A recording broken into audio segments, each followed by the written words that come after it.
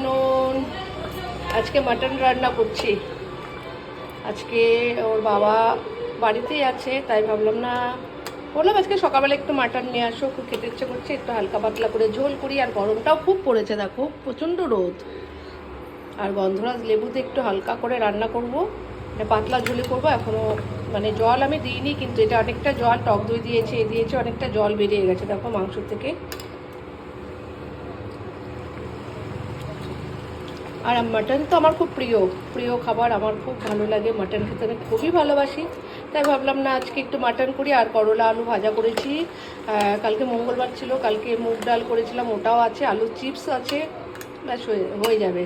খালি আমি এখন করলা আলু ভাজা আজকে আর ইয়ে করলাম। আর বুধবার যেহেতু কালকে ফার্স্ট মেও আছে, কালকেও ছুটি আছে, ওর বাবা বলেছিল কালকে খাও, আর ভাবলাম না কালকে না, আজকেই খাই। আজকে খুব মাটন খেতে ইচ্ছে করছিল সকাল থেকে আমার।